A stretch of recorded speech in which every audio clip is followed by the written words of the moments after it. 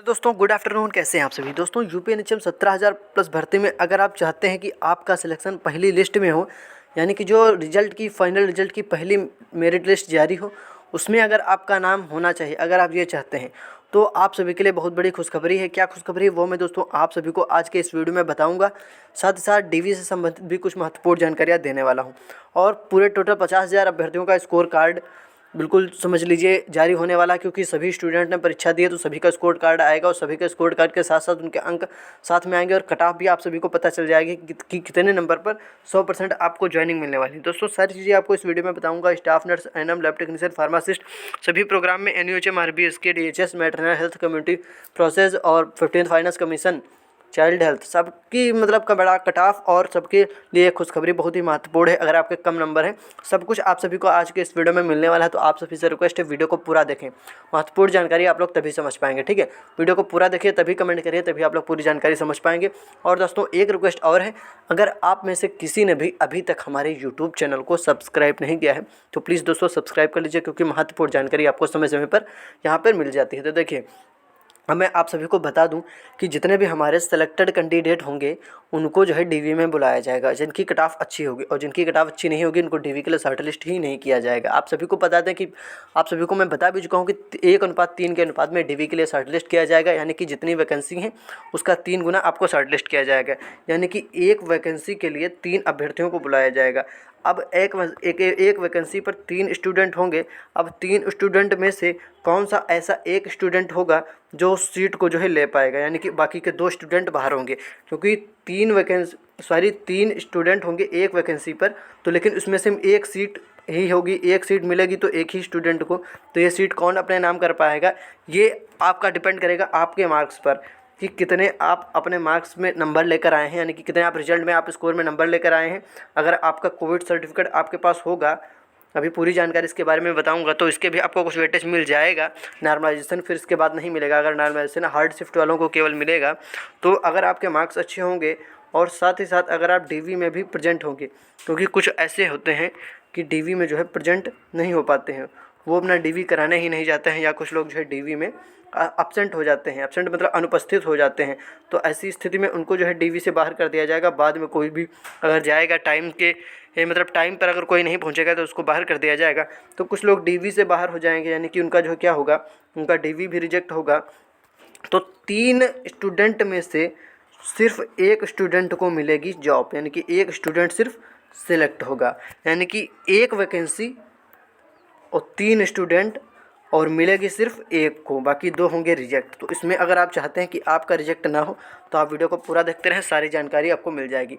मेरे पास अभी कभी कमेंट भी आए थे कि सर डीवी में क्या क्या लगेगा, तो एक बार मैं आप सभी को फिर से बता दूंगा, ठीक है। और स्कोर को लेकर तो मैं आपको जानकारी दूंगा ही। तो देखिए, सबसे पहले मैं आप सभी को एक बात बताना चाहता हूँ कि किसी के पास अगर डीवी के लिए कॉल आ जाए तो आप सभी लोग, पहली बात तो अगर एनएचएम ऑफिस से कॉल आती है या अगर नेशनल हेल्थ मिशन से यानी कि एनएचएम से कॉल आती है तभी आप उस पर भरोसा करें। अगर अन्य कोई कॉल आती है तो फ्रॉड कॉल हो सकती है, फेक कॉल हो सकती है, तो आप ऐसे किसी भी कॉल पर भरोसा नहीं करना है आपको, क्योंकि आप सभी को पता है कि प्रेफरेंस के टाइम आप सभी के पास कॉल आ रही थी, वो कॉल सही थी, वो कॉल एनएचएम से आ रही थी। जी हाँ, वो कॉल एनएचएम से आ रही थी, वो कॉल आपकी सही थी। लेकिन अगर कोई ऐसे ही आपको कॉल करे और कहे कि मैं आपका डीवी करा दूंगा और मतलब डॉक्यूमेंट वेरिफिकेशन में आपका बिल्कुल क्लियर करा दूंगा, तो ऐसी चीज़ों पे मेरे दोस्तों आप सभी को बिल्कुल भी जो है विश्वास नहीं करना है, भरोसा नहीं करना है। क्योंकि दोस्तों ऐसे में देखिए, अगर कोई कहेगा आपसे कि मैं आपके डॉक्यूमेंट वेरिफिकेशन पूरा सही करा दूंगा, आप अपने डॉक्यूमेंट भेजिए, तो दोस्तों समझ लीजिए वो बिल्कुल फ्रॉड कॉल है, वो बिल्कुल फेक कॉल है।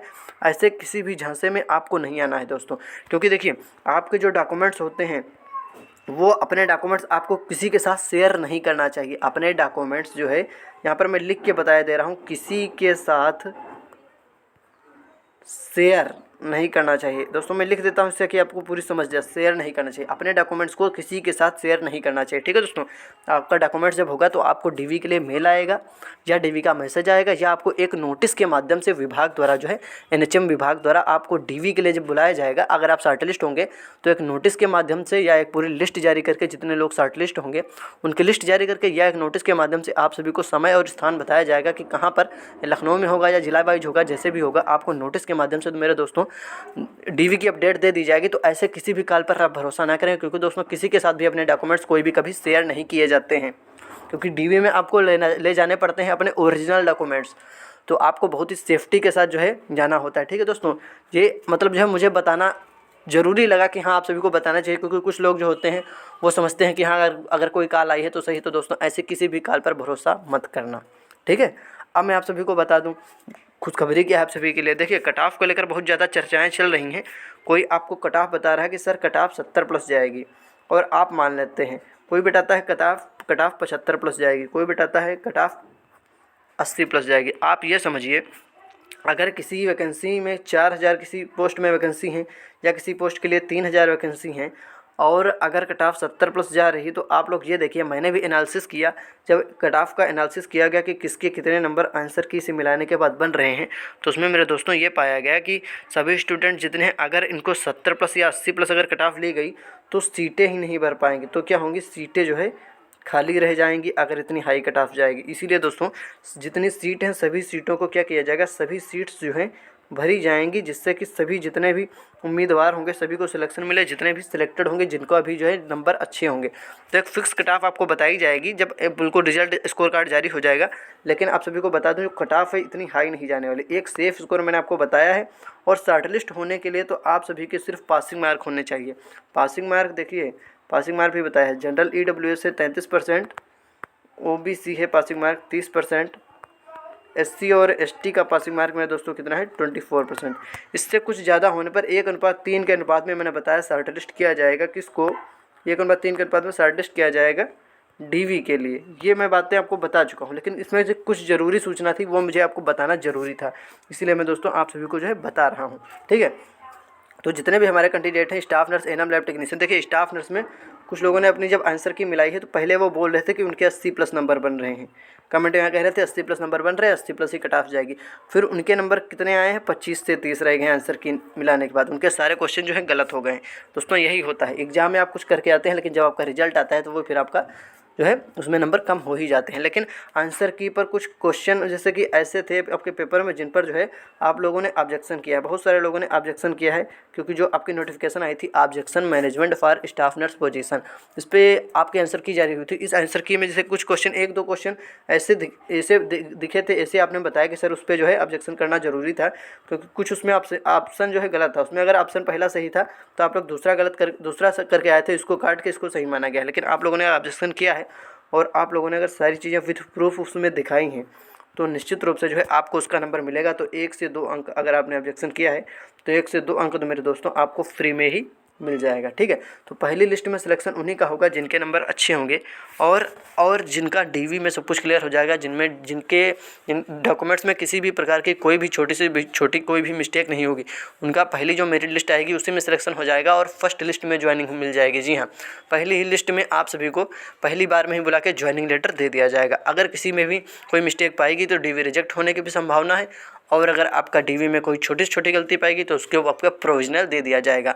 अब आप सोच रहे होंगे अगर कोई स्पेलिंग मिस्टेक है या नेम में कोई स्पेस नहीं है उसकी मिस्टेक है तो उसको लेकर क्या DV रिजेक्ट होगा या प्रोविजनल मिलेगा। तो देखिए उसको लेकर मैं आपको बता देता हूँ।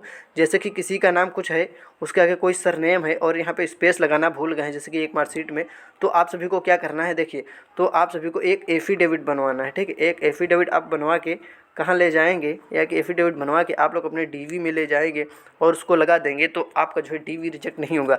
और अगर किसी के नाम में कोई भी स्पेलिंग मिस्टेक है, क्योंकि अगर किसी के आधार में स्पेलिंग में E की जगह पे मार्कशीट में A है तो छोटी मोटी मिस्टेक से आपका जो है DV रिजेक्ट नहीं होगा। एफिडेविट लगवा देंगे, आप लगा देंगे, उससे आपका काम जो है चल जाएगा, ठीक है दोस्तों। उम्मीद है आप सारी बातें समझ गए होंगे। अब अगर हम बात करें कट ऑफ की, तो एक एवरेज कट ऑफ मैंने बताई हुई थी फार्मासिस्ट के लिए, जो आप सभी लोग देख लें, उसमें वैकेंसी कम है तो एक एवरेज कट ऑफ जनरल और OBC के लिए 50 प्लस मैंने बताई थी। और सभी के लिए, चाहे आप स्टाफ नर्स में हो, चाहे आप एएनएम में हो, ठीक है, चाहे आप उसमें हो लैब टेक्नीशियन में हो, ठीक है, और चाहे आप जो है फार्मासिस्ट की तो मैंने बता दी। तो इसमें मैंने एक एवरेज कट ऑफ क्या बताई थी, एक एवरेज इसकी कट ऑफ ये बताई थी कि जनरल में 42 प्लस तो होने ही चाहिए, इससे नीचे बहुत कम संभावना। जनरल में 42 प्लस या 40, तो अगर आपके नॉर्मलाइजेशन हुआ तो 42 तक आप पहुंच जाएंगे, ठीक है। OBC में ये बताया था 40 तक। इस प्रकार से मैंने आपको कट ऑफ बताई थी। कट ऑफ मैं आपको नहीं बताऊंगा, कट ऑफ मैं आपको पिछले वीडियो में दोस्तों बता चुका हूँ। तो आगे की जो भी कुछ जानकारी होगी वो आपको अगले वीडियो के माध्यम से मिल जाएगी। तो रिक्वेस्ट है आप सभी से, आप लोग वीडियो को तो पूरा देख चुके हैं, अब आपको सारी जानकारी समझ में आ गई होगी। अब अगर आपका कोई डाउट है या अगर आपके किसी डॉक्यूमेंट्स में कोई मिस्टेक है तो आप लोग बताइए, मैं बताऊंगा कि इसको आपको कैसे सही कराना है। अगर आपके आधार में कोई प्रॉब्लम आ रही है तो उसका आप संशोधन करा सकते हैं। अभी समय है रिजल्ट के बाद। कुछ लोग कह रहे हैं कि डीवी इतनी जल्दी नहीं होगा, लेकिन अगर आपका डीवी की डेट आ गई बहुत जल्दी, आपकी प्रक्रिया में तेज़ी आई, प्रक्रिया बहुत जल्दी से शुरू हुई, तो फिर आपके पास उतना टाइम नहीं होगा जो आप संशोधन कराएं या कुछ एफिडेविट बनवाएं। ठीक है, तो पहले से आपको सही जानकारी मिलनी चाहिए, पहले से आप लोग जो है बिल्कुल तैयार रहें अपने डीवी के लिए, अपने सारे डॉक्यूमेंट सही कर लें, चेक कर लें। आपकी क्या गलती आ रही है कमेंट करके बताएं, कितने नंबर है कमेंट करके बताएं। दोस्तों, इंपॉर्टेंट जानकारी के लिए आप हमारे यूट्यूब चैनल को सब्सक्राइब कर लें, जो कि समय समय पर आपको महत्वपूर्ण जानकारी मिलती रहेगी। तो सभी लोग चैनल को सब्सक्राइब कर लें। धन्यवाद।